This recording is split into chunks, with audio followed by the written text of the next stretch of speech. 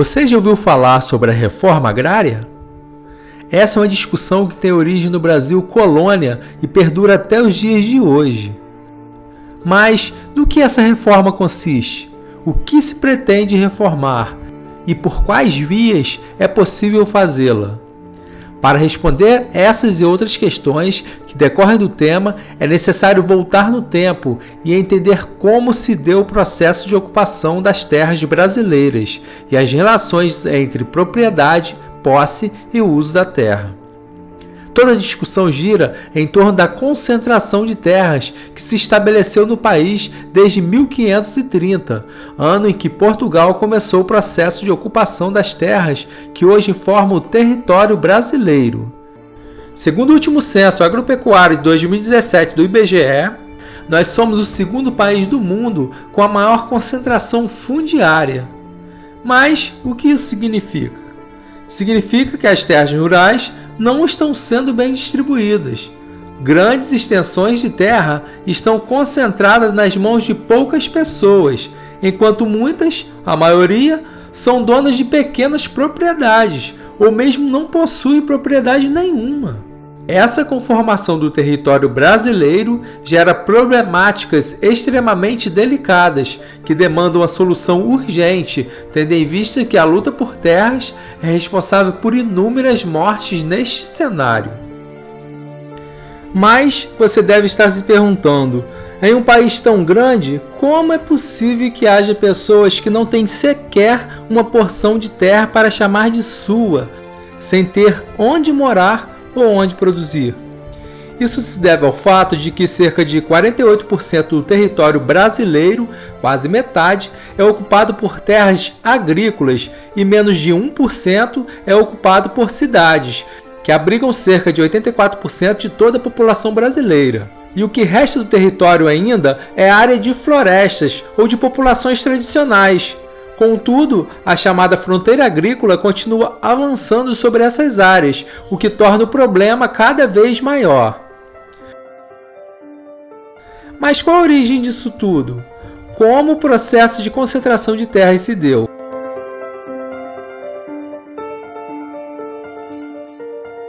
O ano é 1530 e os portugueses começam a povoar as terras que hoje formam o Brasil. Para evitar a exploração das riquezas naturais por outros países, a coroa portuguesa entendeu que seria preciso ocupar o território e, a partir disso, instituiu o sistema de capitanias hereditárias, doando uma grande extensão de terra em caráter irrevogável ao donatário, os chamados fidalgos, que em troca deveriam investir em sua ocupação, proteção e aproveitamento. Essa extensão de terra, chamada de Seis-Marias, era passada de pais para filhos. É a origem, então, dos grandes latifúndios e da concentração de terras, já que as Seis-Marias tinham em média cerca de 660 quilômetros em linha horizontal, ou seja, sem limites para a ocupação interna. Assim, tendo em vista que as terras eram doadas somente para pessoas bem possuídas que investiam na produção através da terra, se intensificou a concentração de renda e se definiu naquele momento como se estabeleceriam as propriedades. Em 1850, já em um Brasil independente, se instituiu outro tipo de regulamentação oficial para a aquisição de terras, a Lei de Terras, por meio da qual o país oficialmente optou por ter a zona rural dividida em latifúndios e não em pequenas propriedades, já que através dela foi determinado que as terras devolutas deveriam ser compradas do Estado, o que favoreceu os mesmos grupos e perpetuou a concentração fundiária no Brasil. Além disso, irregularidades nas demarcações, a sobreposição de registros e a chamada grilagem contribuíram para a concentração.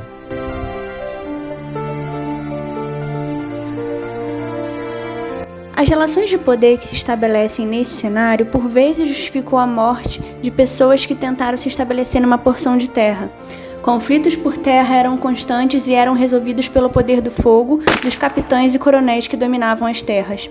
A forma legal de acesso à terra no período colonial e imperial impediu o acesso à terra para a grande maioria do povo brasileiro, que, sem opções, migrou para os centros urbanos ou tornou-se boia fria. Outros continuaram no campo como poceiros, numa situação de ilegalidade, sem direito ao título de propriedade.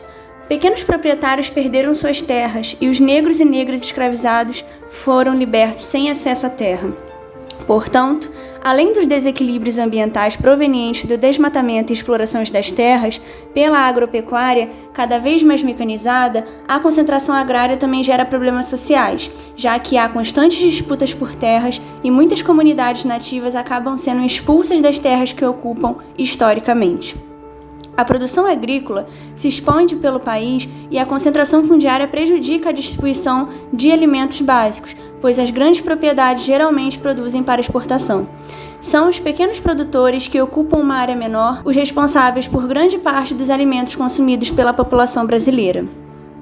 E fato é que hoje grande parte das terras concentradas nas mãos dos poucos proprietários sequer são utilizadas, isto é, sequer cumprem a sua função social, o que corrobora a necessidade de uma reforma. Vamos entender então o que é a reforma agrária e quais políticas já foram instituídas no Brasil. A Constituição Federal de 1988 prevê a função social da terra. De acordo com essa função, as áreas férteis deveriam ser destinadas ao plantio e ao pastoreio, servindo como fonte de subsistência para os trabalhadores rurais.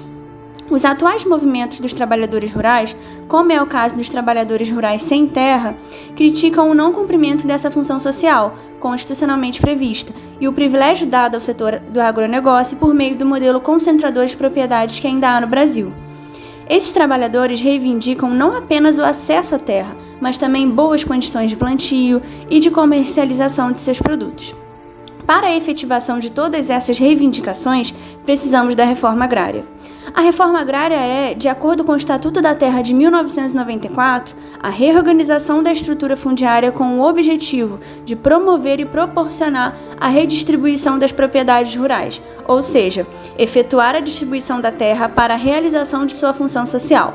Em outras palavras, é um ato do poder público que visa modificar uma estrutura vigente em um determinado espaço territorial, na qual camponeses não proprietários exigem do Estado o acesso à terra. É, portanto, a mudança do Estado agrário vigente. A função social da terra é, segundo o artigo 186 da Constituição de 1988, o aproveitamento racional e adequado, a utilização adequada dos recursos naturais disponíveis e preservação do meio ambiente. A observância das disposições que regulam as relações de trabalho, é a exploração que favoreça o bem-estar dos proprietários e dos trabalhadores. A terra, então, precisa produzir, precisa ser produtiva. Essa é a função social da terra. Quais as políticas já instituídas no Brasil? Vivemos uma reforma agrária ou não? Em 1988, a Constituição Republicana representava, além do documento que nos levaria à redemocratização, a carta que redefiniria o acesso à terra no país. A reforma agrária era uma reivindicação latente na Constituinte de 1987. Não obstante a importância do debate, a reforma agrária não foi um consenso entre os constituintes, tendo sido o texto da Constituição decidido pelo voto, sem que houvesse acordo.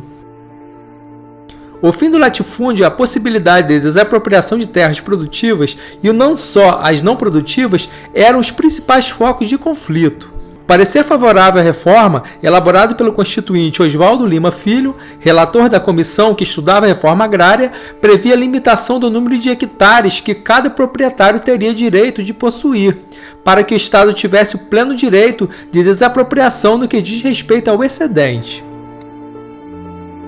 Fato é que o tema dividia opiniões entre os membros da comissão. Alguns entendiam que não era razoável estabelecer limites sobre as propriedades produtivas quando existiam grandes extensões de terras não produtivas. Por outro lado, outros constituintes defendiam a fixação de limite para as propriedades rurais através de um instrumento constitucional. Diversos anteprojetos foram sendo apresentados. O projeto votado buscava alinhar os interesses dos produtores rurais e dos trabalhadores sem terra. De um lado, os proprietários de terra se mostravam relutantes à reforma, enquanto de outro, os trabalhadores lutavam por ela. O novo texto, que era moderado, propunha a função social da terra, entendida como aproveitamento racional da terra, que ela preserve o meio ambiente e os recursos naturais, que ela respeite as leis trabalhistas nas relações com seus empregados e que ela favorecesse o bem-estar não só do proprietário, mas também dos trabalhadores. A Constituinte aprovou a reforma agrária proposta por Bernardo Cabral, apontada por alguns como um texto moderado e comedido. O parágrafo que permitia a desapropriação de terras produtivas que não cumprirem a sua função social ganhou votação em separado, numa tentativa de evitar que terras produtivas pudessem sofrer desapropriação. O dispositivo foi suprimido e ficou definido que as terras produtivas não poderiam ser desapropriadas, mesmo que não cumpram a sua função social. Assim, ficaram desapropriáveis aproximadamente 3/4 partes do território brasileiro. Apenas um pouco mais de 1/4 é agricultado no Brasil. As grandes extensões de terra seriam brutas e abandonadas, nas palavras do constituinte Roberto Cardoso Alves. Assim, pode-se dizer que a União tem 114 milhões de hectares de terras brutas e improdutivas. Fato é que o texto aprovado exclui os latifúndios, produtivos ou não, do processo de desapropriação por interesse social, tendo em vista que não há mecanismos constitucionais para agilizar o processo de mudança da estrutura fundiária do país, que é injusta e perversa. Conclusão. A reforma agrária é um debate inconcluso no Brasil. A estrutura fundiária e a concentração de terras no país não sofreu qualquer alteração prática após a Constituição de 1988. A agricultura brasileira continua batendo recordes de produtividade e as tensões no campo apenas se acentuam com o passar do tempo. O Instituto da Reforma Agrária ganhou status constitucional, tendo em vista que ganhou capítulo próprio, a partir do artigo 184 da Constituição. No entanto, existe ainda muitas divergências e forças resistentes à reforma. As comissões de Meio Ambiente, de Agricultura e Reforma Agrária ainda debatem a regularização fundiária. Em 2021, 2 projetos de leis estão em discussão, o PL 510, de 2021, do senador Irajá, e o PL 2633, de 2020, originário da Câmara dos Deputados. As discussões que o Senado vem promovendo sobre o assunto têm demonstrado que há divergências sobre o projeto, o que mais uma vez demonstra que não há consenso sobre o assunto.